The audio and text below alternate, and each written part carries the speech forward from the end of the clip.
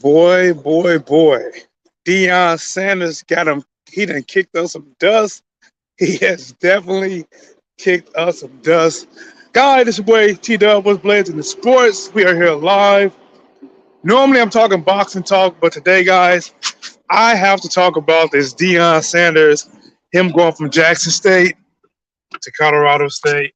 It's not gonna be a long video, just a video while I'm at work that I say, you know what, let me get some thoughts out there, guys, and just remember, just my opinion. Don't get mad at my thoughts because your thoughts might be different or whatever, right? So let me give you my thoughts just raw.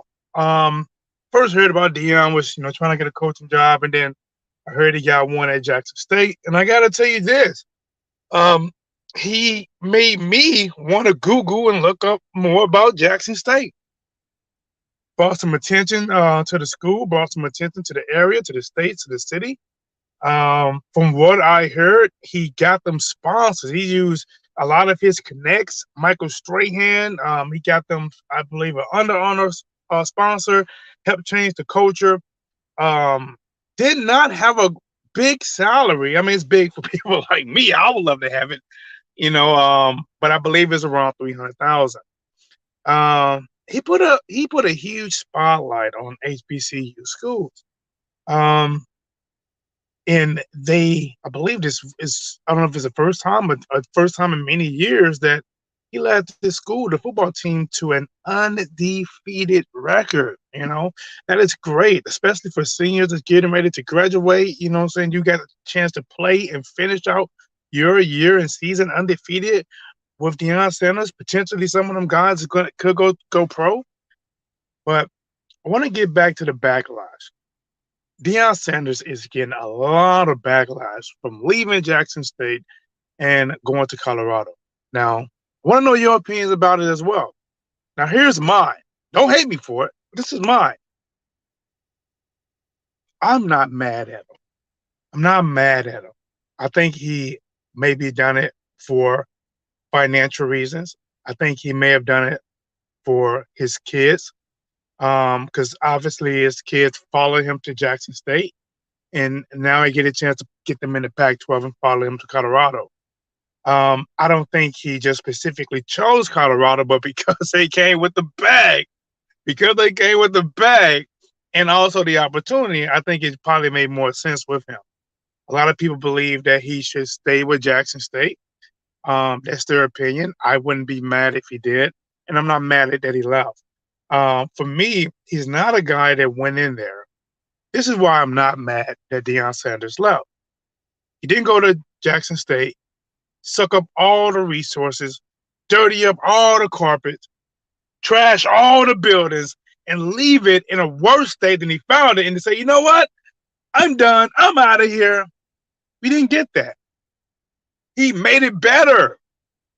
The team still has sponsorship with Under Armour. Remember the guys? He got those sponsorships. He gave half his salary away to help finish things that they started for the team. He changed the culture, right? Put a spotlight on it. And a lot of those things are still in place. The person that comes back, they got a damn good hand. There's not many coaches that leave the next coach an undefeated record and all this impressive stuff. Now, here's the kickback. The kickback is that some of them players most likely will go to Colorado. That's the kickback.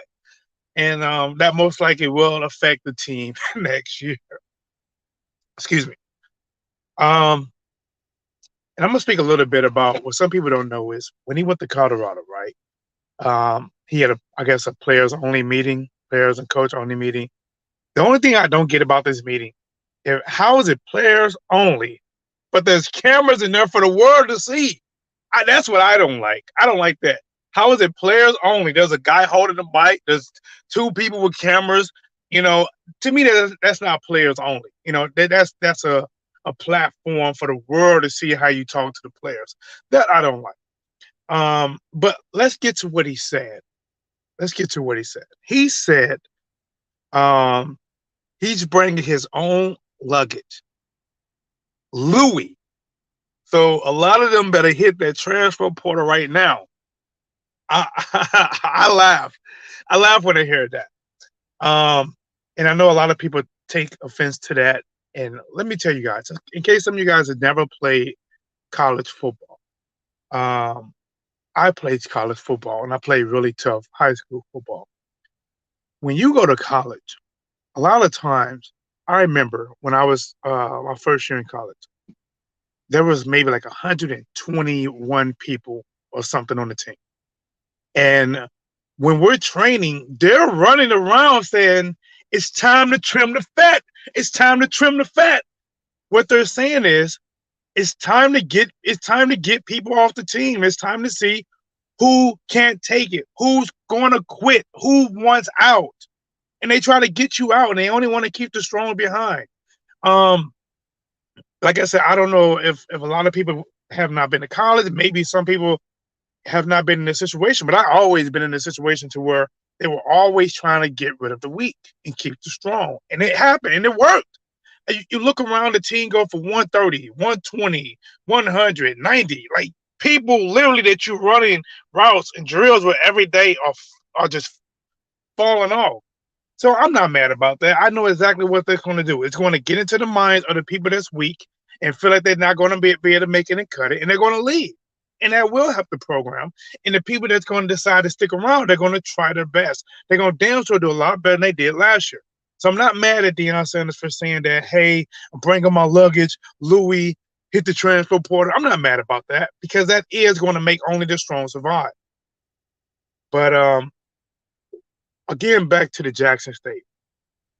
What I don't like is how a lot of people are shitting on Deion Sanders. I could be wrong, but did the president of Jackson State, did he wish failure upon Deion Sanders? To me, that's horrible, man. That is horrible. I mean, the guy came there, and I know some people might thought he's going to be there for a year, but the guy came there and he made a serious impact. It's like somebody coming to your backyard to where you can't grow no fruit. They growing fruit. They growing vegetables. They have it in a much better state. They have people now wanting to come shop at your farm, and they leave it with all this good changes and things in place, and you wish failure on that guy. I still get it. I think black people hold black people way more accountable and just I don't know. I just don't get it. I don't get it. I don't get it.